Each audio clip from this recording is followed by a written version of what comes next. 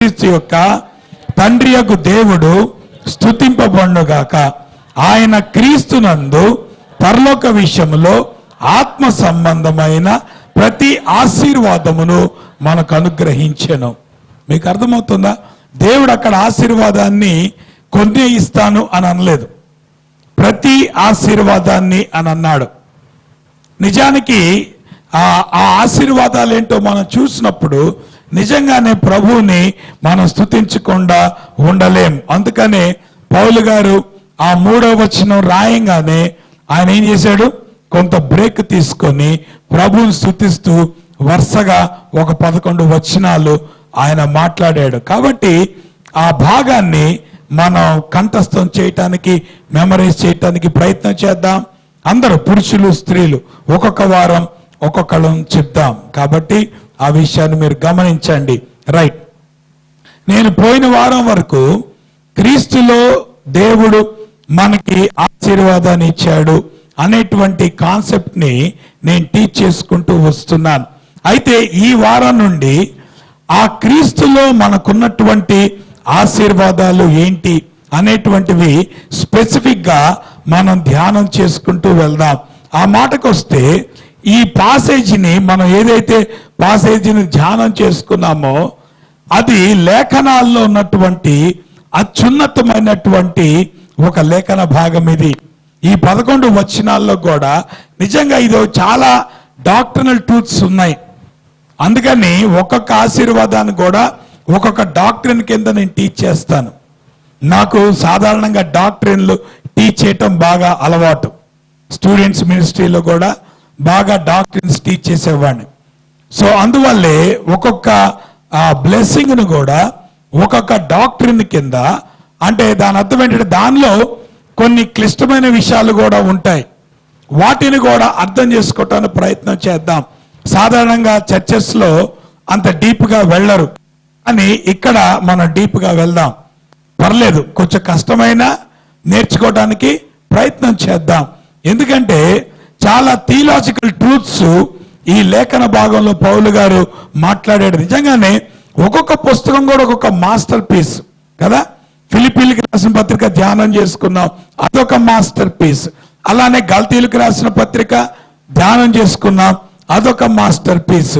అలానే ఇప్పుడు మనం ఎఫెసీలకు రాసిన పత్రిక మనం ధ్యానం చేసుకోబోతున్నాం, ఇది కూడా ఒక మాస్టర్ పీస్. అందుకనే ఈ 14 వచనాలని కలిపినటువంటి లేఖన భాగాన్ని దీని అత్యున్నత, అంటే లేఖనాల్లో ఉన్నటువంటి అనేకమైన పాసేజెస్ లో ఇది కూడా చాలా గొప్ప పాసేజ్. ఆ మాటకు వస్తే దేవుని యొక్క ప్రణాళిక ఏంటో మానవుని పట్ల కానీ సృష్టి పట్ల కానీ గాడ్స్ ఇటర్నల్ ప్లాన్, దేవుంది ఎప్పుడు కూడా నిత్యత్వమైనటువంటి ప్రణాళిక. ఎప్పుడు కూడా దేవుడు టెంపరీ ప్లాన్స్ చేయడు. ఆయన ఎప్పుడు కూడా నిత్యత్వములో ఆయన ప్రణాళిక చేస్తాడు. ఆ మాటకు వస్తే ఇక్కడ కూర్చున్న మనం అందరము కూడా నిత్యత్వంలో దేవుని ప్రణాళికలో ఆల్రెడీ ఉన్నాం కాబట్టే ఈరోజు కూర్చున్నాం. దేవుని ప్రణాళికలు లేకపోతే మనం కూర్చునే వాళ్ళం కాదు. ఆ మాటకు వస్తే ఇక్కడ కూర్చొని వాళ్ళు చాలా మంది ఉన్నారుగా, దాని అర్థం ఏంటి? వాళ్ళు దేవుని ప్రణాళికలో లేరని అర్థం.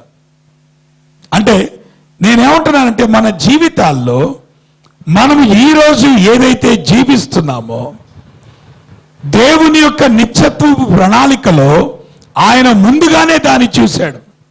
God doesn't learn along the way.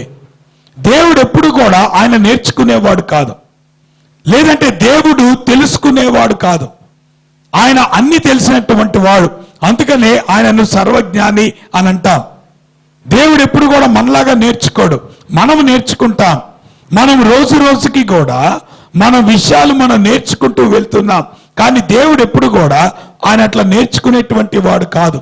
అందువల్ల దేవునికి సర్ప్రైజెస్ ఏమి ఉండవు. మీకు అర్థమవుతుందా? మనం ఆశ్చర్యపోతాం. ఎందుకు? మనం తెలియనటువంటి విషయాల్ని మనం నేర్చుకుంటా ఉంటున్నాం కాబట్టి, మనం వింటా ఉంటున్నాం కాబట్టి మనము చాలాసార్లు వి సర్ప్రైజ్, మనము ఆశ్చర్యపోతాం. దేవునికి ఆశ్చర్యాలు ఏముండవు, దేవుడు నేర్చుకునేది ఏముండదు, దేవుడు తెలుసుకునేది కూడా ఏముండదు. ఈరోజు మనం ఏదైతే మనము జీవితం జీవిస్తున్నామో, ఏదైతే మన జీవితాల్లో మనం ప్రణాళిక కలిగి ఉన్నామో, ఆల్రెడీ గాడ్స్ ఇటర్నల్ ప్లాన్ దాని వెనక ఉంది. అందుకనే ఎఫెసీయులకు రాసిన పత్రికలో ఆయన దాని గురించి చాలా ప్రథమంగా మాట్లాడతాడు. మన జీవితాల్లో దేవునికి ఉన్నటువంటి నిత్యత్వపు ప్రణాళిక ఏంటి? ఆ మాటకు వస్తే, యేసు ప్రభువులో దేవుడు మనకు అనుగ్రహించినటువంటి స్వాస్థ్యం ఏంటి, దేవుడు మన జీవితాల్లో ఇచ్చినటువంటి ఆశీర్వాదం ఏంటి అనేటువంటి విషయాన్ని మనం ధ్యానం చేసుకుంటున్నాం. ఆ మాటకు వస్తే 3 నుండి 14 వచనాల్లో కూడా 3 డిఫరెంట్ సెక్షన్స్ లో పౌలు గారు మాట్లాడాడు. మొట్టమొదటిది తండ్రి దగ్గర నుండి మనకు వచ్చేటువంటి ఆశీర్వాదం. తర్వాత రెండో భాగం ఏంటి? కుమారుని దగ్గర నుండి మనకు వచ్చేటువంటి ఆశీర్వాదం. మూడో భాగం ఏంటి? పరిశుద్ధాత్మ నుండి మనకు వచ్చేటువంటి ఆశీర్వాదం. అంటే దాని అర్థం ఏంటి? త్రిత్వమై ఉన్నటువంటి దేవుని నుండి మనం పొందుకునేటువంటి ఆశీర్వాదాలు. ఈ వీక్ లో ఒక ఆవిడ వచ్చారు మనం చూడటానికి. ఆవిడ చెప్తుంది ఏమనంటే, ఏమండి యెహోవా సాక్షులు మా ఆఫీస్కి వస్తున్నారండి. నేను అన్నాను, అమ్మ వాళ్ళతో మాట్లాడను కూడా మీరు మాట్లాడొద్దు, వాళ్ళు కల్టిక్ పీపుల్ అని చెప్పాను. ఎందుకన్నాను? వాళ్ళు త్రిత్వమైనటువంటి దేవుణ్ణి వాళ్ళు ఒప్పుకోరు. దేవుడు ఆయన త్రిత్వమై ఉన్నాడు. త్రిత్వంలో ఏకత్వం, అది దేవుని యొక్క స్వభావం. దేవుడిలో 3 వ్యక్తులు ఉన్నారు. తండ్రి దేవుడే, కుమారుడి దేవుడే, పరిశుద్ధాత్ముడు దేవుడే. అంత మాత్రం చేత 3 దేవుళ్ళు కాదు, దేవుడు ఒక్కడే. ఇది ఎట్లాగుంటుంది? చాలా కష్టం. మనకి యాక్చువల్గా భూలోకంలో మనకు అటువంటి ఎగ్జాంపుల్స్ కూడా లేవు, వాటిని గురించి మనం అర్థం చేసుకోవటానికి. కానీ నియరెస్ట్ ఎగ్జాంపుల్ ఏంటి అని ఆలోచిస్తే, ఉదాహరణకి నీళ్లు ఉన్నాయనుకోండి. నీళ్ళకి ఏమా, నువ్వు 10th క్లాస్ అయిపోయింది కదా, చెప్పు ఎన్ని స్టేట్స్ ఉన్నాయి వాటర్కి? ఎన్ని స్టేట్స్ చెప్పు? నేను చేయి కూడా చూపించాను. 3 స్టేట్స్ కదా. ఏమేమి స్టేట్స్ చెప్పదు? భయపడిపోయినట్టునా? చెప్పు. చెప్పు.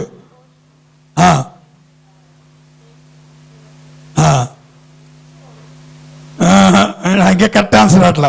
ఇంటర్మీడియట్ దగ్గరికి వెళ్తారా? చెప్పు. సాలిడ్ స్టేటు, లిక్విడ్ స్టేటు, గ్యాషియస్ స్టేట్. ఇవి బేసికల్ గా 3 స్టేట్స్. అర్థమవుతుందా? ఘనం, సాలిడ్ అంటే తెలుగు మీడియం వాళ్ళకి ఘన పదార్థం అంటాం. లిక్విడ్ స్టేట్ అంటే ద్రవ పదార్థం అంటాం. గ్యాషియస్ స్టేట్ అంటే వాయు. మీకు అర్థమవుతుందా? ఎప్పుడు కూడా matter it exist in 3 states.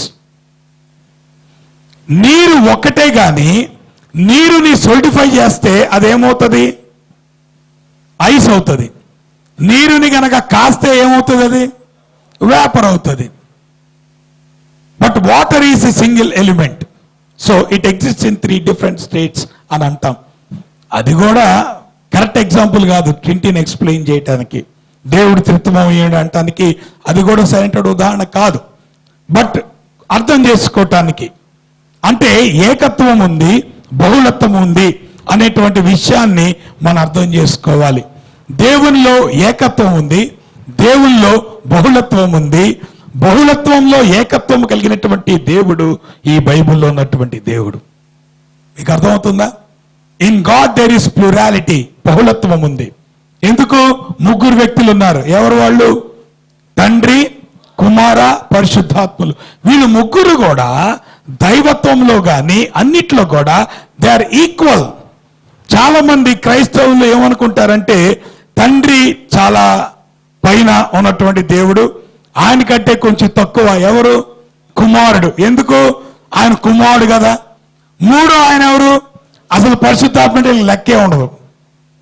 మీకు అర్థమవుతుందా? అది కాదు. దేవుని వాక్యం ఏం చెప్తుందంటే, తండ్రిలో ఎంతైతే దైవత్వం ఉందో కుమారుల్లో కూడా అంతే దైవత్వం ఉంది, పరిశుద్ధాత్మలో కూడా అంతే దైవత్వం ఉంది. వాళ్ళ 3 కూడా దైవత్వంలో సమానులు. 3 కూడా వ్యక్తిత్వం కలిగినటువంటి వాళ్ళు. తండ్రికి వ్యక్తిత్వం ఉంది, కుమారునికి వ్యక్తిత్వం ఉంది, పరిశుద్ధాత్మునికి వ్యక్తిత్వం ఉంది. చాలా మంది తండ్రి యొక్క పర్సనాలిటీని, కుమారుని యొక్క పర్సనాలిటీని యాక్సెప్ట్ చేయడానికి పెద్ద కష్టం ఉండదు. మీకు అర్థమవుతుందా? తండ్రిని అది అని అంటారా, ఆయన అని అంటారా? కుమారుడిని ఏమంటారు? ఆయన అని అంటారా, అది అని అంటారా? మరి పరిశుద్ధాత్మ దగ్గరికి వచ్చి ఏమంటారు? నా మీదకండి ఆత్మ వచ్చేసిందండి. ఏంటి వచ్చేది ఆత్మ? పరిశుద్ధాత్ముడు ఆయన వ్యక్తిత్వం కలిగిన వ్యక్తి. మీకు అర్థమవుతుందా? పరిశుద్ధాత్ముడు ఆయన వ్యక్తిత్వం ఉన్నటువంటి వ్యక్తి కాబట్టి ఆయన అని సంబోధించాలి. అంతేగాని ఆత్మ వచ్చింది, వెళ్ళింది, నా మీద దిగింది, ఇటువంటి మాటలు మాట్లాడద్దు. ఎందుకంటే ఆయన వ్యక్తిత్వం కలిగినటువంటి వ్యక్తి. అందుకనే తండ్రి యొక్క దైవత్వం ఎంతో కుమారునికి కూడా అంతే దైవత్వం ఉంది, పరిశుద్ధాత్మునికి కూడా అంతే దైవత్వం ఉంది. అలానే తండ్రి ఆయన వ్యక్తిత్వం కలిగినటువంటి వ్యక్తి, కుమారుడు ఆయన వ్యక్తిత్వం కలిగినటువంటి వ్యక్తి, పరిశుద్ధాత్ముడు కూడా ఆయన వ్యక్తిత్వం కలిగినటువంటి వ్యక్తి. ఎక్కడ కూడా బైబిల్లో పరిశుద్ధాత్మునికి అది అని సంబోధించబడలేదు. మీకు అర్థమవుతుందా? చూసుకోండి. ఈవెన్ గ్రామర్ కూడా మీరు చూసుకుంటే పరిశుద్ధాత్ముడిని దేవుని వాక్యం వ్యక్తిగానే సంబోధిస్తుంది. అంటే తండ్రికి మనం ఎట్లాగైతే వ్యక్తిత్వాన్ని ఆపాదిస్తున్నామో, కుమారునికి మనం ఎట్లాగైతే వ్యక్తిత్వాన్ని ఆపాదిస్తున్నామో, పరిశుద్ధాత్మని కూడా వ్యక్తిత్వం ఆపాదించాలి. ఇంకో మాట చెప్తాను. తండ్రిని ఆయన అని అంటున్నారు కదా, నిజానికి తండ్రి ఆయన ఏ స్వరూపి చెప్పండి అమ్మా. దేవుడు ఏమంటారు మీరు? వర్షిప్కి రాగానే దేవుడు ఆత్మ గనుక ఆయనను ఆరాధించువారు. ఇప్పుడు చెప్పండి, తండ్రి ఆయన ఆత్మస్వరూప శరీరం కలిగినటువంటి వాడా? మరి ఆయన అని ఎందుకన్నారు? కుమారుడు ఎవరు చెప్పండి? కుమారుడు కూడా ఆత్మస్వరూపేనా? ఎవరు మాట్లాడలేదు. కుమారుడు కూడా ఆత్మస్వరూపే. అందుకనే ఇక్కడ దువ్వాళ్ళ కుమారుడు ఉన్నాడా? ఎక్కడ ఇద్దరు ముగ్గురు కూడి ఉంటే వారి మధ్య యేసు ప్రభు ఉన్నాడా? యేసు ప్రభు ఉంటానాడా? ఇప్పుడు చెప్పండి, దువ్వాడ గ్రేస్ బ్యాప్టిస్ట్ చర్చిలో ఇప్పుడు యేసు ప్రభు వారు ఉన్నాడా? అయ్యి బాబోయ్, ఆయన ఉంటే ఎట్లాగండి, గొడవలు అయిపోవు అని అనుకుంటున్నారా? ఆయన ఉన్నాడు. ఇప్పుడు ఆ పక్కన బేతరీ చర్చ్ ఉంది, అక్కడ కూడా మన ఇద్దరు ముగ్గురు కూడుకున్నారుగా, మరి అక్కడ కుమారుడు ఉన్నాడా? అలానే ఇప్పుడు ఇదే టైంలో ఎన్ని చర్చెస్లో ఆరాధన జరుగుతుంది, మరి అక్కడ కూడా కుమారుడు ఉన్నాడా? అది ఎట్లా సాధ్యమైంది? ఆయన ఆత్మస్వరూపి కాబట్టి సాధ్యమైంది. మీకు అర్థమవుతుందా? దేవుడు ఎట్లాగైతే తండ్రి అయినటువంటి దేవుడు ఆయన ఆత్మస్వరూపే, కుమారుడైనటువంటి దేవుడు కూడా ఆత్మస్వరూపే. కాకపోతే కుమారుడైనటువంటి దేవుడు ఒక అడిషనల్ ఫ్యాకల్టీని ధరించుకున్నాడు. ఏంటిది? శరీరాన్ని ఆయన ధరించుకున్నాడు. అందుకనే రేపు పరలోకంలోకి వెళ్ళినప్పుడు మనం కుమారుడైనటువంటి దేవుడిని చూస్తాం. ఎందుకు? ఆయనలో ఒక అడిషనల్ ఫ్యాకల్టీ ఉంది. ఏంటి అడిషనల్ ఫ్యాకల్టీ? ఆయన శరీరధారిగా ఈ లోకంలోకి వచ్చాడు కాబట్టి శరీరాన్ని నిత్యము ఆయన కలిగి ఉన్నాడు. అట్ ద సేమ్ టైం శరీరాన్ని కలిగి ఉన్నంత మాత్రాన ఆయన ఒక ఫిజికల్ బీయింగ్ కాదు, still he's a spiritual being. ఆయన కూడా ఆత్మస్వరూపే. అలానే పరిశుద్ధాత్ముడు కూడా ఆయన కూడా ఆత్మస్వరూపే. కాకపోతే ఇంకా అంతకంటే నేను డీటెయిల్స్కి వెళ్ళను, ఎందుకంటే అలాంగ్ ద వే ఆ డాక్టరల్ ఇష్యూస్ వచ్చినప్పుడు నేను డీల్ చేయడానికి ప్రయత్నం చేస్తాను. ఇవన్నీ కూడా బేసిక్ డాక్టర్స్, మనం అర్థం చేసుకోవాల్సినటువంటి బేసిక్ డాక్టరల్ ఇష్యూస్. ఇప్పుడు చెప్పండి, తండ్రి దేవుడే, కుమారుడు దేవుడే, పరిశుద్ధాత్ముడు దేవుడే. అంత మాత్రం చేత ముగ్గురు దేవుళ్ళు కాదు. ఎంతమంది దేవుళ్ళు? ఎందుకు దేవుడు ఒక్కడు ఎందుకు అయి ఉండాలి? మీకు అర్థమవుతుందా? ఏమన్నా స్టూడెంట్స్ ఇప్పుడు మీరు చెప్పండి, మళ్ళా మ్యాథమెటిక్స్లో ఇన్ఫినిటీలు ఎన్ని ఉంటాయి? ఓ 2-3 ఉంటాయి. ఎందుకున్నా 2-3 ఇన్ఫినిటీలు? ఇన్ఫినిటీ అనేటువంటి లాజికల్గా ఒకటే ఉంటుంది, 2-3 ఇన్ఫినిటీలు ఉండవు. ఇప్పుడు దేవుడు అనంతుడు అని అన్నాం అనుకో, దేవుడు ఎంతమంది ఉండాలి? ఇంకొక ఆయన ఉంటే సగం అనంతుడు అవుతాడు ఆయన. ముగ్గురు ఉన్నారనుకో 1/3, నలుగురు ఉన్నారనుకో. మన భారతదేశం ఎంతమంది ఉన్నారు? మీకు అర్థమవుతుందా? దేవుని గురించి ఇంకా మనకు అర్థం కాలే. దేవుడు అనంతుడైనప్పుడు దేవుడు ఒక్కడే ఉండి ఉండాలి. మీకు అర్థమవుతుందా? అందుకనే బైబిల్లో కూడా దేవుడు ఒక్కడే. అందుకనే ద్వితీయోపదేశ కాండం 6వ అధ్యాయం 4వ వచనం, దాన్ని కూడా మీరు బై హార్ట్ చేయండి. ఇంగ్లీష్లో ఉంటుంది, బిహోల్డ్ ఇజ్రాయెల్, ద లార్డ్ దై గాడ్ ఈజ్ వన్. దాని అర్థం ఏంటి? ప్రభువగు నీ దేవుడు ఆయన అద్వితీయుడు. అద్వితీయం అంటే ఏంటి? ద్వితీయము లేనటువంటి వాడు. అందుకే అక్కడ హీబ్రూలో వాడబడినటువంటి పదం ఎఖాద్ అని అంటారు. అది చాలా పవర్ఫుల్ వర్డ్. ఎఖాద్ అంటే గాడ్ ఈజ్ వన్, దేవుడు ఒక్కడే. కాబట్టి తండ్రి దేవుడే, ఇప్పుడు చెప్పండి, కుమారుడు దేవుడే, పరిశుద్ధాత్ముడు దేవుడే. అంత మాత్రం చేత ముగ్గురు దేవుళ్ళు కాదు, దేవుడు ఒక్కడే. ఇప్పుడు చూడండి, ఈ వచనం భాగం కూడా మీకు చూపించి నేను ముందుకెళ్ళిపోతాను. అందుకంటే ఎక్కువ మళ్ళా మీ బ్రెయిన్స్ని నేను స్విచ్ ఆఫ్ చేయను. 1వ అధ్యాయం ఆదికాండం రండి. ఎందుకంటే ఈ డాక్టరీన్ చాలా ఇంపార్టెంట్. యెహోవా సాక్షులు దీన్ని నమ్మరు, మార్మన్స్ కూడా దీన్ని నమ్మరు. వారు యేసుక్రీస్తు యొక్క దైవత్వాన్ని ఒప్పుకోరు. కాబట్టి కల్ట్స్ విషయంలో జాగ్రత్తగా ఉండాలి. 1వ అధ్యాయం 26వ వచనం చెప్పండి అమ్మ. అక్కడ ఏముంది? దేవుడు మన స్వరూపమందు అనేటువంటిది అది ఏకత్వమా బహుళత్వమా చెప్పండి? సింగులారిటీనా ప్లోరాలిటీనా? మన అన్నాడా ప్రభు? అర్థమవుతుందా?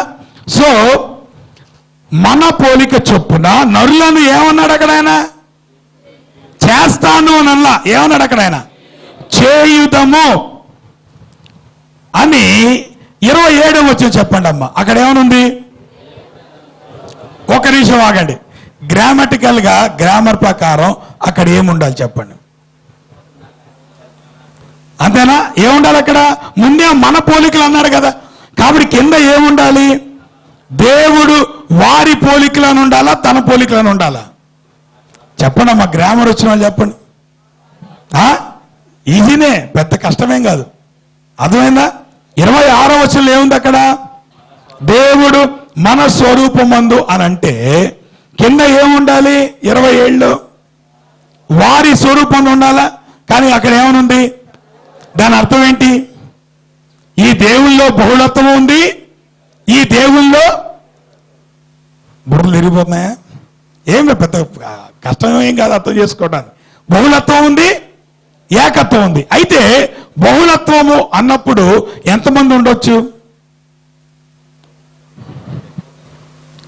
ఒకళ్ళ పైన ఎంతమంది అయినా ఉండొచ్చు, అవునా కదా? ఇప్పుడు నేను ఒక్కడినే అనుకోండి, ఏమంటాను? నేను ఒక్కడినే అంటాను. ఇప్పుడు బహుళత్వం ఉందనుకోండి, ఎంతమంది ఉండాలి? More than one is sufficient. వాళ్ళు ఇద్దరు ఉండొచ్చు, ముగ్గురు ఉండొచ్చు, నలుగురు ఉండొచ్చు, 5గురు ఉండొచ్చు. ఇప్పుడు ఆదికాండం 1వ అధ్యాయంలో ప్రభు ఏమనంటే అక్కడ దేవునిలో బహుళత్వం ఉంది, ఉందా లేదా? మరి ఇప్పుడు ఎంతమంది ఉన్నారు? ఇప్పుడు అది ప్రశ్న. మీకు అర్థమవుతుందా? బహుళత్వం అంటే గ్యారంటీ. అందుకని అక్కడ ఏముంది? దేవుడు మన పోలికలో మన స్వరూపమునందు అన్నాడు. కింద ఆయన ఏమన్నంటే తన పోలికలో తన స్వరూపం. అంటే బహుళత్వము ఏకత్వము ఒకేసారి వాడబడింది. ఇప్పుడు ఆ బహుళత్వంలో ఎంతమంది ఉన్నారు చెప్పండి? ఎంతమంది ఉన్నారు? ఇప్పుడు ముగ్గురు ఉన్నారా, నలుగురు ఉన్నారా, 5గురు ఉన్నారా, 2 ఉన్నారా? ముగ్గురు ఉన్నారా? వాళ్ళెవరు? తండ్రి అయిన దేవుడు, కుమారుడైన దేవుడు, పరిశుద్ధాత్ముడైన దేవుడు. సింపుల్. మీకు ఎక్కడ తెలిసింది? ఇప్పుడు పదండి చెప్తాను. మత్తయి సువార్త 28వ అధ్యాయం. ఇది యేసు ప్రభువారు ఇచ్చినటువంటి గ్రేట్ కమిషన్. మత్తయి సువార్త 28వ అధ్యాయం 19వ చదవండి అమ్మా. కాబట్టి మీరు వెళ్ళి సమస్త జనులను శిష్యులనుగా చేయుడి, తండ్రి యొక్కయు కుమారుని యొక్కయు పరిశుద్ధాత్మ యొక్కయు నామములలోనికి. అమ్మా ఏం చదివా నేను? మీరేం చదివారు? నేనేం చదివాను? ఇప్పుడు గ్రామటికల్గా చెప్పండి. తండ్రి యొక్కయు కుమారుని యొక్కయు పరిశుద్ధాత్మ యొక్కయు నామములలోనికి. మీకు ఇంకా అర్థం కాలే, బల్బు వెలగల. చెప్పండి, ఏముండాలి అక్కడ? నామములలోనికి అని ఉండాలా? కానీ అక్కడ ఏమనుంది? మత్తయ్య గారి గ్రామర్ తెలీదా ఏంటి? దేవునికి గ్రామర్ తెలీదా? అక్కడ ఏం రాశాడు ఆయన? నామములోనికి. అంటే the name is singular, but ఆ నామములో ఎంతమంది ఉన్నారు? ముగ్గురు ఉన్నారు. కాబట్టి ఇప్పుడు చెప్పండి, తండ్రి దేవుడే, కుమారుడు దేవుడే, పరిశుద్ధాత్ముడు దేవుడే.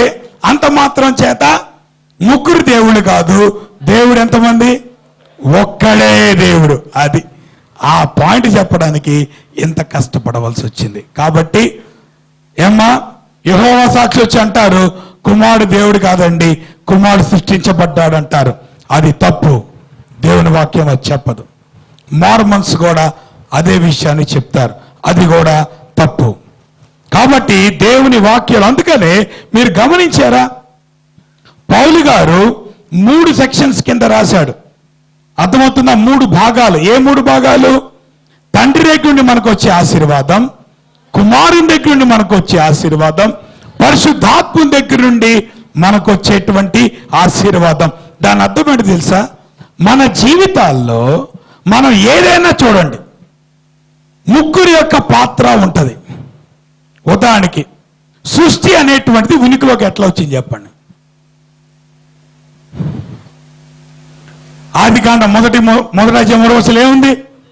దేవుడు భూమి ఆకాశములను సృజించెను. So who is a creator? దేవుడు.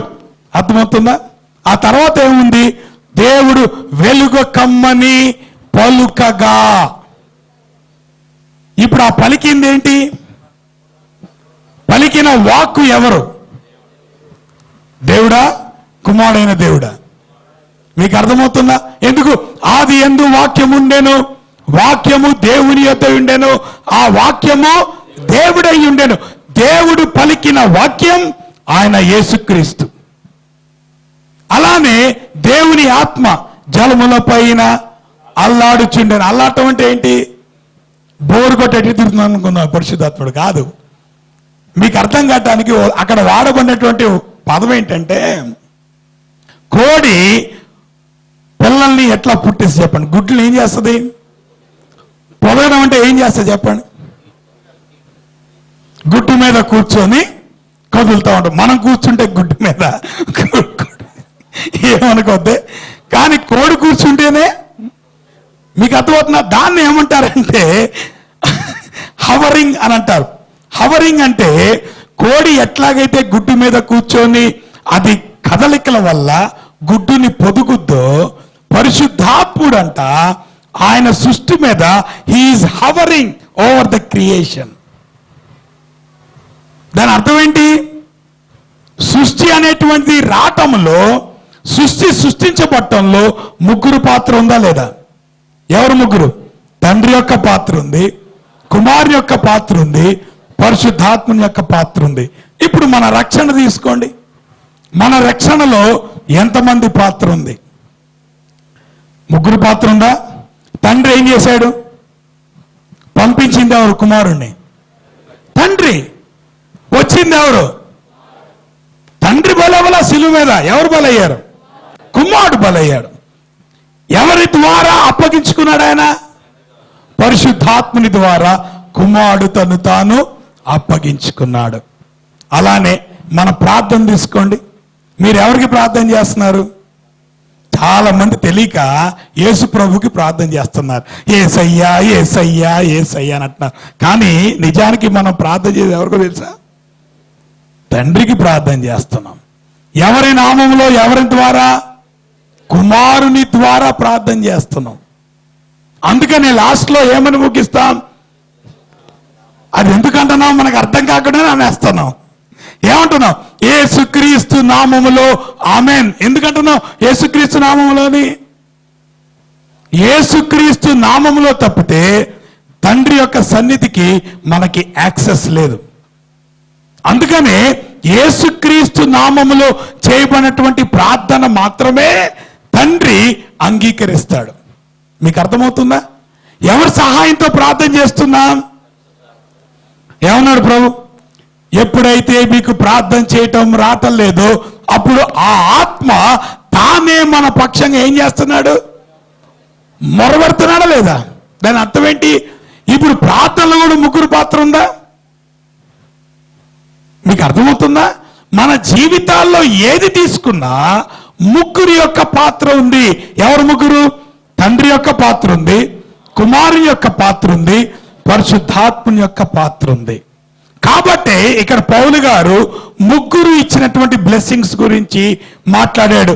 ఇప్పుడు చెప్పండి, తండ్రి ఇచ్చేటువంటి ఆశీర్వాదాలు ఉన్నాయి, కుమారుడు ఇచ్చేటువంటి ఆశీర్వాదాలు ఉన్నాయి, పరిశుద్ధాత్ముడు ఇచ్చేటువంటి ఆశీర్వాదాలు ఉన్నాయి, ముగ్గురు ఇచ్చేటువంటి ఆశీర్వాదాలు ఉన్నాయి. మీకు అర్థమవుతుందా? మీకు జస్ట్ ఒక జిస్ట్ లాగా ఇచ్చేసి నేను ముందుకు వెళ్ళిపోతాను. ఎందుకో తెలుసా? ఇంకా ఇక్కడ ఇంట్రడక్షన్లో ఉంటే నా టైం అయిపోయేటట్టుంది. తండ్రి ఇచ్చేటువంటి ఆశీర్వాదాలు 3 ఉన్నాయి. మీకు అర్థమవుతుందా? ఏంటా 3? ఆయన మనల్ని ఎన్నుకున్నాడు, రెండోది ఆయన మనల్ని స్వీకరించాడు, దత్తపుత్రులుగా అడాప్ట్ చేసుకున్నాడు. ఆ విషయాలు కూడా నేను ఇంకా మీకు ఎక్స్ప్లెయిన్ చేస్తాను. ఒక్కొక్క కాన్సెప్ట్ కూడా కొంచెం కష్టమైన కాన్సెప్టే, కానీ మీకు వీలైనంత ఈజీగా అర్థం కావటానికి నేను ఎక్స్ప్లెయిన్ చేయడానికి ప్రయత్నం చేస్తాను. మూడోది, హీ యాక్సెప్టెడ్ us, ఆయన మనల్ని స్వీకరించాడు. ఇప్పుడు చెప్పండి, తండ్రి ఇచ్చిన బ్లెస్సింగ్స్ ఏంటి? ఆయన ఎన్నుకున్నాడు. అమ్మా, మనం బ్లెస్సింగ్ అనగానే ఏం ఆలోచిస్తున్నాం? ఇక్కడ తండ్రి మీకు ఉద్యోగం ఇస్తాడు అనుందా? తండ్రి మీకు కార్లు ఇస్తాడు అనుందా? తండ్రి మీకు ఇల్లు ఇస్తాడు అనుందా? అర్థమవుతుందా? ఏమిస్తాడు ఇక్కడ? తండ్రి ఇచ్చేటువంటి ఆశీర్వాదాలు ఏంటి? అందుకే ఇవి పరలోక సంబంధమైన ఆశీర్వాదాలు. దేవుడిచ్చేది ఎప్పుడు కూడా స్పిరిచువల్ బ్లెస్సింగ్స్. మెటీరియల్ బ్లెస్సింగ్స్ ఆయన ఎప్పుడు కూడా ప్రామిస్ చేయడు. మనకు అవసరమైంది ఆయన ఇస్తాడు, మనకు అక్కర్లేదు అనుకుంటే ఆయన ఇవ్వడు. మెటీరియల్ బ్లెస్సింగ్స్ కోసం మనం తాపత్రయపడాల్సిన అవసరత లేదు. మీకు అర్థమవుతుందా? మనం ఇప్పుడు దేనికోసం మనం తాపత్రయపడాలి? ఆధ్యాత్మికమైనటువంటి ఆశీర్వాదం. అది తండ్రి ఇచ్చేటువంటి ఆశీర్వాదాలు 3. ఆ తర్వాత 3 ఆశీర్వాదాలు ఎవరిచ్చారమ్మా? ఆ మాటకు వస్తే 4. ఎవరు? కుమారుడు ఇచ్చాడు. విమోచించింది ఎవరు? కుమారుడు. క్షమించింది ఎవరు? కుమారుడు. తనకి వారసులుగా చేసుకుంది ఎవరు? కుమారుడు. రక్షించిన వాడెవరు? కుమారుడు. ఆ తర్వాత పరిశుద్ధాత్ముడు ఇచ్చేటువంటి ఆశీర్వాదం ఏంటంటే హీ సీల్డ్ us. మీకు అర్థమవుతుందా? ఇప్పుడు సంతకం పెట్టిన తర్వాత కింద ఏం వేస్తారు? ముద్ర వేస్తారు. ఎందుకు ముద్ర వేస్తారు? అది ఆథెంటిసిటీ అని తెలియజేయడానికి. ఎందుకు? మన వాళ్ళు చాలా గొప్పవాళ్ళు, ఏ సంతకాన్నైనా ఫోర్జరీ చేయగలరు. మీకు అర్థమవుతుందా? ఈ రోజులో సంతకాలు నమ్ముకోకండి, జాగ్రత్తగా చూడండి. ఆ సంతకం సరైందా కాదా, ఆ సంతకానికి సరైన స్టాంప్ ఉందా లేదా, ఆ స్టాంప్ కూడా ఫోర్జరీ స్టాంపా, రియల్ స్టాంప్ కూడా చూసుకోవాల్సి వస్తుంది. ఒకప్పుడు ఆ పరిస్థితి ఉండేది కాదు. ఇప్పుడు ఏమైంది? ప్రింటింగ్ ప్రెస్లో ఎవడు పడితే అటు స్టాంపులు కొట్టేస్తున్నాడు. అందుకని ఇప్పుడు ఆ స్టాంపులకు విలువ పోయింది. కానీ పూర్వకాలంలో స్టాంపు గవర్నమెంట్ అఫీషియల్ సీల్ ఒకటే ఉండేది. ఇదిగోండి ప్రెసిడెంట్ గారు ఇచ్చిన సంతకం అంటే దాని మీద ఏముండేది? ముద్ర. ఇప్పుడు పరిశుద్ధాత్ముడు మనకి ఇచ్చిన ఆశీర్వాదం ఏంటంటే మన మీద స్టాంప్ వేశాడు. అవన్నీ కూడా నేను ఇంకా మీకు ఎక్స్ప్లెయిన్ చేస్తాను. అప్పుడే కంగారు పడద్దు. మనం కొన్ని వారాలు ఇక్కడే ఉంటాం కాబట్టి ఏం కంగారు పడదు. రైట్, మొట్టమొదటి చూసుకుందాం. తండ్రి ఇచ్చినటువంటి ఆశీర్వాదాల్లో మొట్టమొదటి ఆశీర్వాదం ఏంటి అని చూస్తే ఇక్కడ 5వ వచనం గట్టి చదవండి అమ్మా. తన చిత్త ప్రకారమైన దయా సంకల్పము చొప్పున యేసుక్రీస్తు ద్వారా తనకు కుమారులుగా స్వీకరించుటకై మనల్ని ముందుగా తన కోసము నిర్ణయించుకొని, he chose us before hand, మనల్ని ముందుగా ఆయన నిర్ణయించుకున్నాడు. He chosen us. ఇప్పుడు గమనించండి, ఎగ్జామ్స్ రాస్తున్నారు పిల్లలు. ఎగ్జామ్స్ రాసేటువంటి మీకున్న కోరిక ఏంటి? ఎంతమంది రాస్తే నాకెందుకండి, నేను సెలెక్ట్ అవ్వాలి అనుకుంటున్నారు లేదా? ఇప్పుడు మనకు ఉన్నటువంటి ప్రాబ్లం ఏంటి? మనకు కావాల్సిన ఏంటి? సెలక్షనేనా? ఏమండి, సెలక్షన్. రేపు పొద్దున క్యాంపస్ ఇంటర్వ్యూస్ వచ్చినాయి అనుకో, మనం ఏం కోరుకుంటాం? వెళ్ళి కష్టపడి ఉద్యోగం రాసిన తర్వాత, మొత్తం ఎగ్జామ్ అంతా రాసిన తర్వాత ఆ లిస్టులో పేరు కనపడితే ఎట్లా కూడా చెప్పండి? అయ్యో నేను సెలెక్ట్ అయిపోయానండి, నేను సెలెక్ట్ అయిపోయానండి, నాకు ఉద్యోగం వచ్చేసిందండి, నా ప్రమోషన్ వచ్చేసిందండి, ఎంత ఆనందం! మామూలుగా అంటారా? ఏమో, ఎందుకు మన జీవితంలో ప్రతి దాంట్లో కూడా we want to be selected. మనం చూస్ చేయబడాలి, మనం సెలెక్ట్ చేయబడాలి. అర్థమైందా? ఆఫీసులో ప్రమోషన్ లిస్ట్ పెట్టారు, ఏమన్నారు? అప్లై చేసుకోండి, మీ సీనియారిటీని బట్టి, మీకున్నటువంటి దీన్ని బట్టి మేము ప్రమోషన్ ఇస్తామన్నారు. అందరూ అప్లై చేస్తారు, మీరు ఒక్కళ్ళు అప్లై చేసుకుంటారా? అప్లై చేసినప్పుడు మన కోరిక ఏంటి? నేను సెలెక్ట్ అయితే, మిగతా వాళ్ళ సంగతి కాదు సార్, నేను సెలెక్ట్ అయితే బాగుండి నాకు. ఇట్స్ నాట్ రాంగ్ డిజైర్, ఏం కాదు అది, అర్థమవుతుందా? అది స్వార్థం అట్లా అనట్లేదు. కానీ మన జీవితంలో మనకున్నటువంటి కోరిక ఏంటంటే, నేను ఎన్నుకోబడితే ఎంత బాగుంటుంది. అవునా? ఇప్పుడు తండ్రి ఇచ్చిన మొట్టమొదటి ఆశీర్వాదం ఏం చెప్పండి? ఆయన ఏం చేశాడు? ఇప్పుడు ఈ లోకంలో ఎంతమంది ఉన్నారమ్మా? 600 కోట్లు ఉన్నారు. ఉన్నారా? 600 కోట్లలో మనం ఎంత వాళ్ళం? మనం ఎన్నో వాళ్ళం? మనం ఒక్కడమే. మీరు ఇంకా మీతో పాటు ఉన్నట్టు ఆలోచిస్తున్నారు. నేను ఒక్కడనే. మీకు అర్థమవుతుందా? అవుట్ ఆఫ్ 600 crores దేవుడు నన్ను సెలెక్ట్ చేసుకున్నాడు. ఇప్పుడు చెప్పండి, అది ఆశీర్వాదం అంటారా కాదంటారా? లోకంలో ఎంతమంది ఉన్నారు? ఇంతమందిలో ప్రభువు నన్ను ఎన్నుకున్నాడు. ఎప్పుడు ఎన్నుకున్నాడు? నేను పుట్టిన తర్వాత కాదు. మీకు అర్థమవుతుందా? అలా అని నేను చేసిన పనులు బట్టి కూడా కాదు. ఒకవేళ మనం చేసేటువంటి పనులు బట్టి ప్రభు మనం ఎన్నుకోవాలనుకోండి, ఎంతమంది ఎన్నుకుంటాడు? అందుకే డిఎల్ మూడీ అనేటువంటి ఆయన ఒక మాట అన్నాడు. ఏమన్నాడు తెలుసా? I am so glad that God chose me before I was born. ఇక్కడ ఏముంది ఎఫెసీయులకు రాసిన పత్రికలో? నేను పుట్టక ముందే, ఆ మాటకు వస్తే ఈ సృష్టి కూడా ఉనికిలోకి రాకముందే దేవుడు నిన్ను నన్ను ఎన్నుకున్నాడు అని అంటాడు ఆయన. I don't think he would have chosen me after I have lived.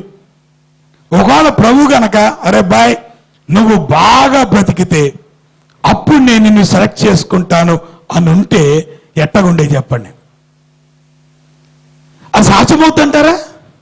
అసలు మనం ప్రభు యొక్క స్టాండర్డ్ని మనం రీచ్ అవ్వగలమా? రీచ్ అవ్వలేం. అటువంటిది దేవుడు ఏం చేశాడంట? అసలు మన ఉనికిలోకి రాకముందే ఆయన మనల్ని ఎన్నుకున్నాడు. ఎంత గొప్ప ఆశీర్వాదం అమ్మా! ఆ మాటకు వస్తే నేను మీకు ఇంకో సంగతి చెప్తాను. ఇప్పుడు ప్రపంచ జనాభా గురించి మాట్లాడాను. అసలు సృష్టి మొదలుకొని ఇప్పటి వరకు పుట్టిన వాళ్ళందరూ లెక్కేయండి, ఎంతమంది? మనకేం తెలుసు? ఎన్ని కోట్ల మంది ఉన్నారు? ఉన్నారా లేదా? సృష్టి పుట్టినది మొదలుకొని ఎప్పటి వరకు, నేను పర్సనల్గా I'm a young earth age creationist అంటాం. అవన్నీ మళ్ళీ నేను మీకు చెప్పను, నేను అర్థమవుతుందా? ఇంకా మిమ్మల్ని కన్ఫ్యూజ్ చేయను. నేనేమంటే సృష్టించబడి సుమారు ఒక 7-8 వేల సంవత్సరాల కంటే ఎక్కువ కాలేదు. అంతేగాని కోటాను కోట్ల సంవత్సరాలు అవ్వలేదు సృష్టి. కొంతమంది చెప్తారు, ఏది ఎవల్యూషన్ సిద్ధాంతం చెప్పేవాళ్ళు దాన్ని చెప్తారు. ఏమంటారు? మీ పిల్లలకి ఇప్పుడు చెప్పండి అమ్మా, వీళ్ళకి టెక్స్ట్ బుక్స్లో ఏం చెప్తున్నారు? ఎవల్యూషన్ థియరీ అదేదో ప్రూవ్డ్ థియరీ ఇలా చెప్తున్నారు. డార్విన్స్ థియరీ అది ప్రూవ్ చేయబడిన థియరీ కాదు, అది తప్పు. దేవుడి సృష్టి కోటాను కోట్ల సంవత్సరాలు కన్నా సృష్టి కాదు ఇది. మీకు అర్థమవుతుందా? సుమారు ఒక 7-8 వేల సంవత్సరాలు అయి ఉంటుందేమో ఈ సృష్టి సృష్టించబడి. ఎందుకు ఈ మాట అన్నానంటే, ఈ 6-7 వేల సంవత్సరాల్లో ఎంతమంది పుట్టారు? ఎంతమంది పుట్టారు మనం ఊహించుకోగలమా? అంతమందిలో ఇప్పుడు దేవుడు ఎవరిని ఎన్నుకున్నాడు? ప్రతి ఒక్కరు అండి నన్ను అనండి. నన్ను ఎన్నుకున్నాడు. మీకు అర్థమవుతుందా? I'm so special. నేను ఎంత స్పెషల్ అంటే, ఇన్ని కోట్ల మంది ఉండగా ఎందుకోనండి దేవుడు నన్ను రక్షించుకున్నాడండి. మనకంటే గొప్పవాళ్ళు లేరా? మనకంటే ధనవంతులు లేరా? మనకంటే టాలెంటెడ్ పీపుల్ లేరా? మనకంటే గోల్డ్ మెడల్ వచ్చిన వాళ్ళు లేరా? మనకంటే అన్ని ఉన్నవాళ్ళు ఎంతమంది ఉన్నారమ్మా? ఎంతమంది ఉండగా ఇన్ని కోట్ల జనాల్లో దేవుడు నన్ను ఎన్నుకున్నాడు. Is it not a blessing? చెప్పండి, అది ఆశీర్వాదమా కాదా? అది ఆశీర్వాదంగా కనపట్లేదా మీకు? అందుకనే పౌలు గారు అన్నాడు, జగత్తు పునాది వేయబడక మునిపే క్రీస్తులో ఆయన ఏం చేశాడు? ముందుగా తన కోసము నిర్ణయించుకొని, he chose me even before the foundations of the world. ఈ లోకము పుట్టక మునిపే, భూమి పునాదులు వేయబడక మునిపే ఇన్ని కోట్ల మంది ఉండగా దేవుడు నన్ను రక్షించుకున్నాడు. దేవుడు నిన్ను రక్షించుకున్నాడు. మనం ప్రతి ఒక్కరము కూడా we are special in the sight of God. ఇప్పుడు దేవుని దృష్టిలో మనం ఎవరు చెప్పండి? అవునా కదా? స్పెషల్గా అనిపించట్లేదు మీకు? నాకైతే అనిపిస్తుంది. మరి మీకు ఎందుకు అనిపించటో నాకు తెలియట్లేదు. మీకు అర్థమవుతుందా? We are special. ఆ మాటకు వస్తే, ప్రభు యొక్క ఎన్నిక మన క్యాపబిలిటీస్ని బట్టి లేదు. ఇప్పుడు ఏమో జాబ్ ఇంటర్వ్యూకి వెళ్ళారు అనుకో, ఎవరిని ఎన్నుకుంటారు?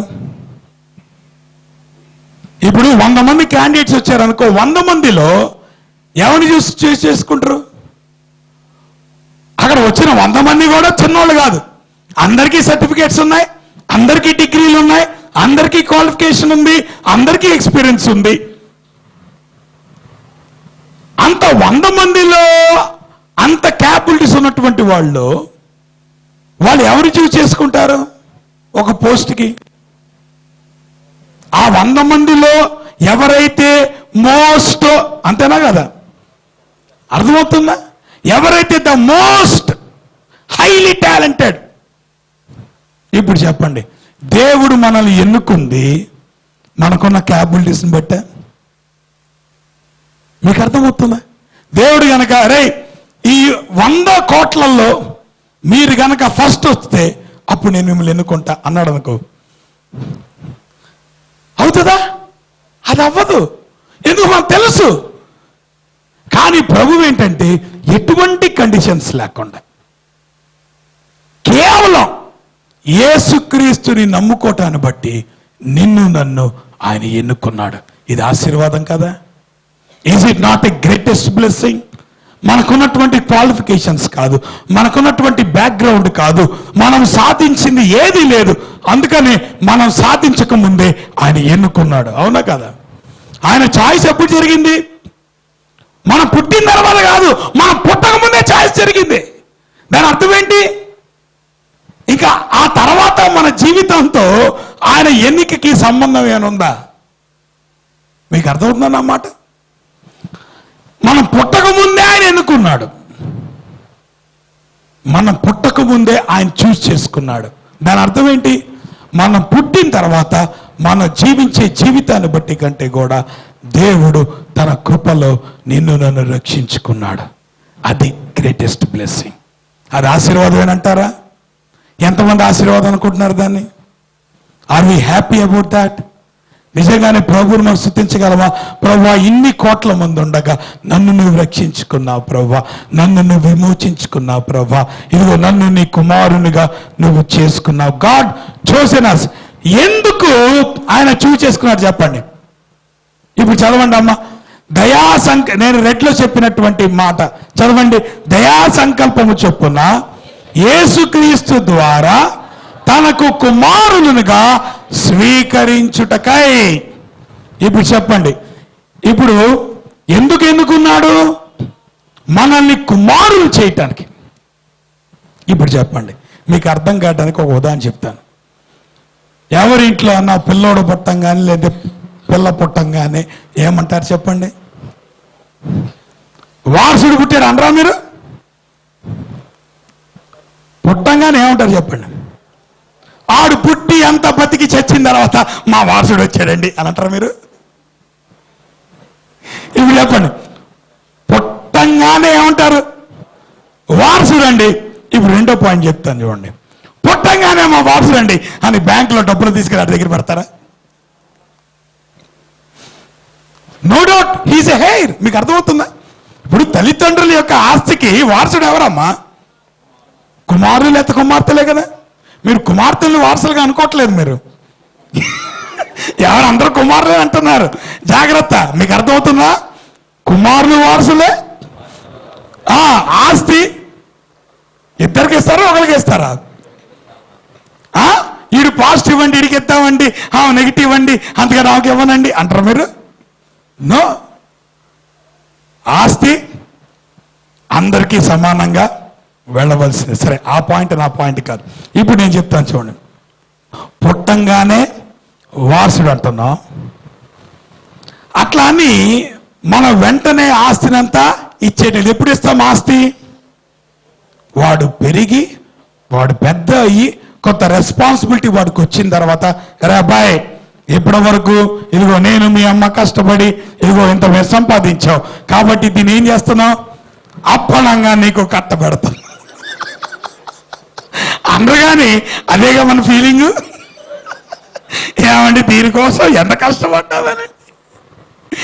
పగలనగా రాత్రనగా కష్టపడింది మేము, అప్పలంగా తీసుకునేది వాళ్ళు. పోనీ వీళ్ళు సరిగ్గా చూస్తారో తల్లిదండ్రులు? ఏమా పిల్లలు చూస్తారా మీరు? అరే మా అమ్మ నాన్న ఇంత కష్టపడి మమ్మల్ని చదివించి ఇంత ఆస్తి అప్పలంగా ఇచ్చారే, వీళ్ళు చూసుకుందాం ఉంటుందా మీకు? లేదు, ముందు ఆస్తి ఇవ్వండి, తర్వాత మీ సంగతి చూస్తాం. అందుకే ఈ మధ్య తల్లిదండ్రులు చెప్తున్నాను నేను, ఏమని తెలుసా? మీరు బతుకుండగా మీ ఆస్తి పిల్లలకి ఇవ్వద్దు. మీ తదనంతరం ఇవ్వండి. లేదంటే ఇప్పుడు వీళ్ళు ఎంత ప్రబుద్ధులు అంటే ఏం చేస్తారు తెలుసా? మిమ్మల్ని బయట పెట్టి ఆ ఆస్తి తీసుకుంటారు.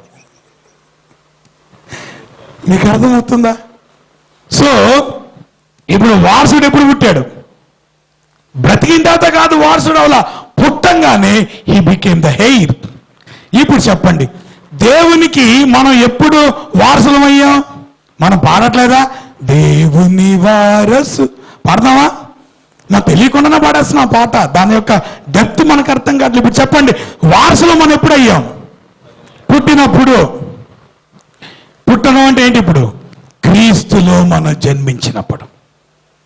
ఎవరైతే మారు మనసు పొందారో, ఎవరైతే తమ పాపమును ఒప్పుకొని పశ్చాత్తాపపడి యేసు ప్రభుని హృదయంలోకి ఆహ్వానించి దానికి సాక్ష్యముగా బాప్తిసం తీసుకున్నారో, ఇప్పుడు వాళ్ళు ఏమైపోయారు చెప్పండి? పుట్టిన వాళ్ళందరూ వారసులు అయిపోయారా? సో ఇప్పుడు మనం రక్షించబడిన వాళ్ళందరూ ఇప్పుడు మనం ఏంటి చెప్పండి? మీకు ఇంకా అనుమానంగా ఉందా? వారసులం అయ్యామా? కానీ ఆస్తి హక్కు ప్రభు ఎప్పుడు ఇస్తాడు? పుట్టంగానే ఆస్తి హక్కు ఇవ్వట్లా. ఆయన ఏం చేస్తాడు ఇప్పుడు? He adapted us. గ్రీక్ కల్చర్లో ఉన్నటువంటి ఆ కల్చర్ బ్యాక్గ్రౌండ్ నుండి పౌలు గారి విషయాన్ని మాట్లాడాడు. వాళ్ళకి మనలాగా తల్లిదండ్రులు వాళ్ళని పెంచరు పిల్లల్ని.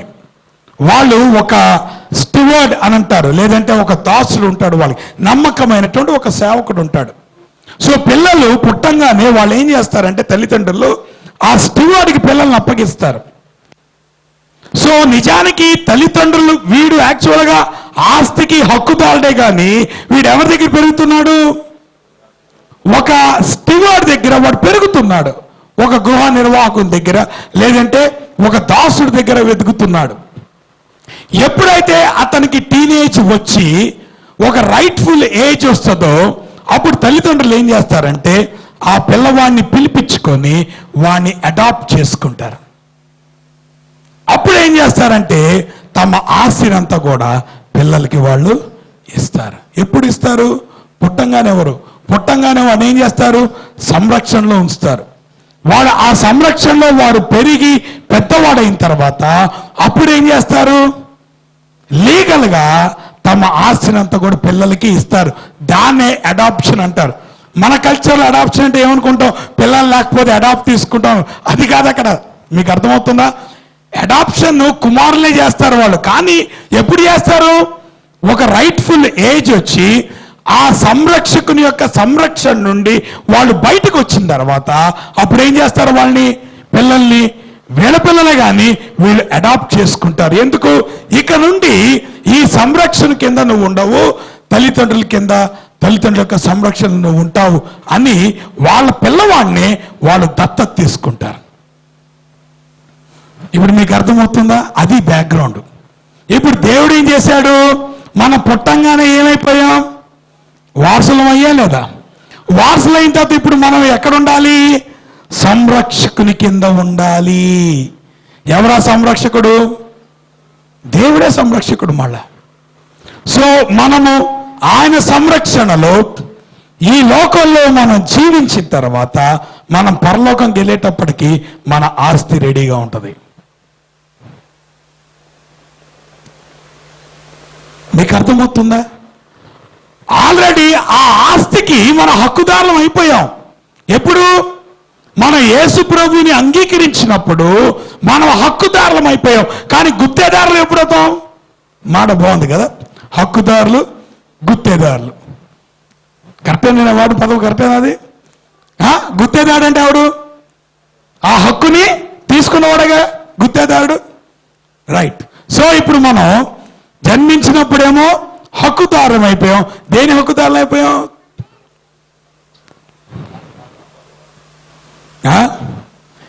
ఇక్కడ తల్లిదండ్రులు ఇచ్చేటువంటి ఆస్తి కంటే ఇప్పుడు ఏ ఆస్తి గొప్ప చెప్పండి? పరలోకంగా వెళ్ళంగానే మనం ఏమని ఫీల్ అవుతాం? అదేదో వాళ్ళు ఇవ్వండి, మమ్మల్ని పిలిస్తే మేము వచ్చామండి అని అంటారా? ఏమో మన ఇంట్లో మన పిల్లలు ఎట్లా ఉంటారు చెప్పండి? బయట ఇంటికి వెళ్ళినప్పుడు జాగ్రత్తగా వాళ్ళు డిసిప్లిన్ చేయండి. అర్థమవుతుందా? మన ఇంట్లో ఎట్లా ఉంటారు పిల్లలు? అది మన ఇల్లానే ఉంటారా? ఇప్పుడు బయట ఇంటికి వెళ్ళినప్పుడు ఏం చేస్తారు? బాబు ఇది మా ఇల్లు కాదండి, కాబట్టి అక్కడ కొంచెం జాగ్రత్తగా పిల్లలు ఉంటారు. ఎందుకు? ఇంటికి రాగానే వాళ్ళ ఫీలింగ్ ఏంటి? ఏమ్మా పరీక్షలు రాసి ఇంటికి రాగానే ఫీలింగ్ ఏంటి పిల్లలకి? ఏమా రూపా, హాస్టల్లో ఉన్నావు, ఇప్పటిదాకా ఏం ఫుడ్ తిన్నావు? హాస్టల్ నీదనుకుని ఎప్పుడైనా బతికావు నువ్వు? ఈ హాస్టల్ ఎట్లాంటిదని బతికావు? ఇక్కడ కొంతకాలమే ఉండేది. ఈ ఎంబీబీఎస్ అయ్యేంతవరకే ఇది అవ్వంగానే ఈ సప్పిడి గూడు, ఈ హాస్టల్ ఫుడ్ అంతా గాని కేసు. ఎక్కడికి వెళ్ళిపోతున్నా? సో ఇంటికి రాగానే వీళ్ళకున్న ఫీలింగ్ ఏంటి? ఇది మా ఇల్లు అండి. అలానే ఇప్పుడు పరలోకంకి వెళ్ళంగానే మన ఫస్ట్ ఫీలింగ్ ఏంటి? అది ఎవరిల్లు? అది ఎవరిల్లు? దేవుడే. కానీ ఇప్పుడు ఎవరిదైపోయింది? ఇప్పుడు వారసుడు ఎవరు చేశారు? అమ్మ తండ్రులు పిల్లల్ని చూసుకొని ఎంత ముడిసిపోతారు. ఈడండి మాకు వారసుడండి, మొత్తం అంతే నాదంతా ఈడిదేనండి, ఎంత గొప్పగా చెప్పుకుంటారు తండ్రులు. సో మన పరలోకంగా వెళ్ళగానే తండ్రి ఏం చేస్తాడు? అరే బాయ్, ఇప్పటిదాకా నేను సంరక్షణలో ఉంచాను, ఇప్పుడు నువ్వు ఎక్కడికి వచ్చావు? మన ఇల్లు ఏది చెప్పండి? పరలోకమా ఈ లోకమా? ఎంతమంది ఈ లోకం కోసం బతుకుతున్నారు చెప్పండి అమ్మా? అసలు మర్చిపోయావు, అసలు ఇంటికి మర్చిపోయావు. అసలు మన ఇల్లేది? ఈ లోకమా పరలోకమా? పరలోకాన్ని మర్చిపోయి ఎంతకాలం అయింది? దేవుడు మర్చిపోయి ఎంతకాలం అయింది? ప్రభు అక్కడ రెడీగా పెట్టుకొని కూర్చున్నాడు. దేన్ని? పరలోకం. అసలు పరలోకంలో ఎంత ఉందో మనం తెలుసా? ఇంకా మనం వెళ్ళి చూస్తాం. చూసేది కూడా ఎంతకాలం చూస్తాం తెలుసా? నిత్యత్వం సరిపోదు దేవుణ్ణి పరలోకాన్ని అర్థం చేసుకోవడానికి. For eternity will be exploring God. నిత్యత్వంలో దేవుణ్ణి మనం ఏం చేస్తున్నాం? ఇంకా అర్థం చేసుకుంటూ ఉంటాం. సో అందుకని దేవుడు ఏం చేశాడంటే నిత్యత్వములో మనం అనుభవించడానికి ఎంతైతే ఆస్తి ఉందో ఆ ఆస్తి అంతటి ఇప్పుడు ఎవరికి ఇస్తున్నాడు చెప్పండి? మనం వారసులు ఎప్పుడయ్యాం? ఏ రోజైతే మారు మనసు పొందామో మనం వారసులయ్యాం. ఇప్పుడు నా ప్రశ్న ఏంటంటే మనం ఎంతమంది ఆ మారు మనసు పొంది పాప క్షమాపణ పొంది ప్రభు దగ్గర మన పాపాలు ఒప్పుకొని ప్రభు నీ కోసం నేను జీవిస్తానని నిర్ణయం తీసుకొని బాప్తిసం తీసుకొని మనం ప్రభు కోసం జీవిస్తున్న వాళ్ళు ఉన్నాం. వాళ్ళది పరలోకం, వాళ్ళది వారసత్వం. మనం మారు మనసు పొందిన వెంటనే ప్రభు ఆల్రెడీ ఏమిచ్చాడు? పుట్టంగానే మన వారసులమయ్యాం. జీవించేది ఎంతకాలం? కొంతకాలమే. కానీ ఉండేది నిత్యము ఎక్కడ? పరలోకములో. నిత్యము వారసత్వం ఎక్కడుంది? పరలోకంలో ఉంది. నిత్యము సంపద ఎక్కడుంది? పరలోకంలో ఉంది. నిత్యత్వము తండ్రితో ఆనందంగా ఉండబోతున్నాం. మన ఇంటికి మనం వెళ్ళబోతున్నాం.